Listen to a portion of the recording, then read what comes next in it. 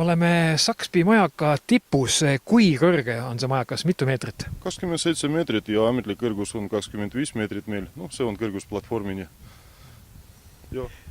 Ja pisut ajalugu. Millal see majakas on ehitatud ja kus on toodetud? Meie torn on ehitatud Vormsi saarel 144 aastat tagasi ja oli toodud Inglismaalt. Seepärast see on tuntud torn meil. Gordon tüüpi ainuline torn Vormsi saarel. Kõige ilusam vaade on meie tornist. Alati. Meil on torn avatud külastajatele sel aastal ja väike tuli tornimuuseum. Meil on looduskaitseala siin ja piiranguvöönd ja oskate leida isegi palju fossiile meil rannikul.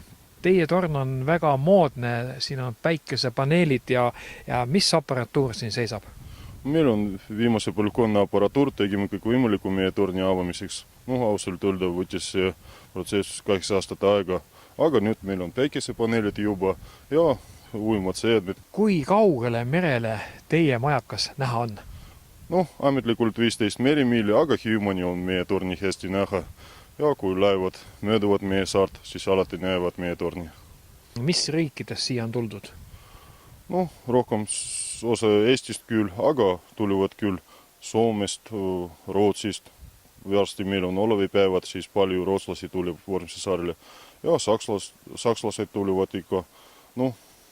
Mida majakavaht iga päev peab tegema? Mis on tema töö?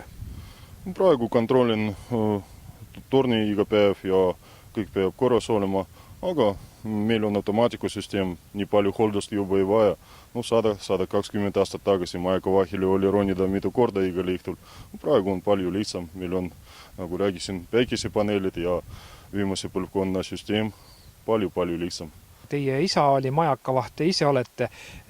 On see amet siis nii head, et seda tasub isalt pojale anda? Ja olen 3 põlvkonna majakavaht ja tegin kõik võimalikku meie tulitorni linnaku avamiseks, külastajatele ja torni avamiseks. Meil on väike muuseum, varsti näitan ka teile. Nii palju meeldib minule ja minu perikonnale Vormsi saar. Alati meeldib siin rohkem kui Tallinnas näiteks. Artemi Smirnov, Vormsi tulitorni muuseumi juhataja ja majakavaht.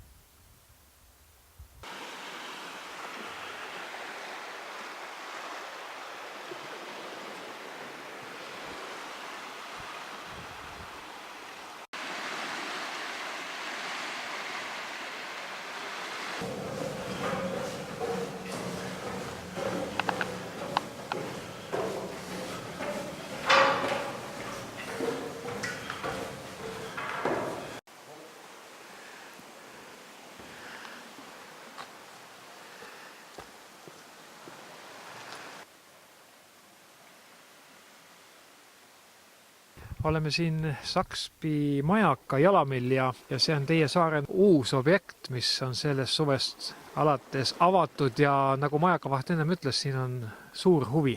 Miks siin käiakse? Kindlasti see, et esiteks on tegemist ainukese Läänemaale avalikkusele avatud majakaga. Ja teiseks kindlasti see, et siit avanevad väga võrratud vaated nii saarele kui Hiiumaale ja selle vahel asuvale Harilaiule. Ja väga kõrval on ka väike muuseum ning loomulikult Sakspii rand on täiesti eriline, ehk siis selline paene ja kiviklibune ja siit on väga selgelt nagu näha, kuidas meri maalt matti võtab.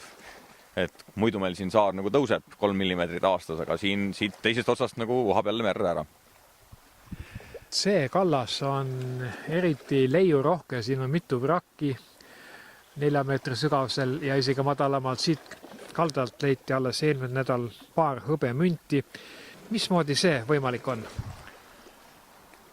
Eks meri võtab ja meri annab, et eks ta täpselt niimoodi käibki, et siin olen ka näinud pärast suuremaid torme situatsiooni, kus pilt nägi välja, nagu oleks teine maailmasõda just lõppenud, siis mürsk on siin tulnud. Et eks see meres kinni on ja väga selgelt ühest vastust siin ei ole, et meri teab kõige paremini, millal ta võtab ja millal ta annab. Siin kaldal Sakspea majaka Jalamill, mida turistil veel oleks vaadata, mille vastu huvi tunda? No kindlasti see on äärmiselt põnev ajalugu militaaria huvilistele, ehk siis siin on kuigi palju ka säilinud nii-öelda Peeters suure merekindluse rajatitest üht-teist.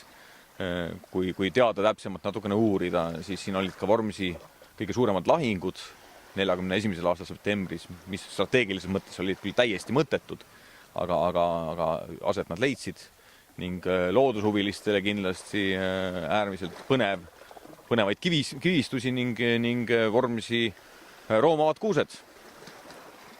Et leidub nagu igale ühele, mida siin jälgida ja vaadata. Kui sa nagu ei ole väga kodus ajalooga ja kodutöö on nagu halvasti tehtud, siis tegelikult kõige mõistlikum oleks punt kokku panna ja võtta omale giid. Siis saab oluliselt rohkem informatsiooni kui üksi ringi kõndides.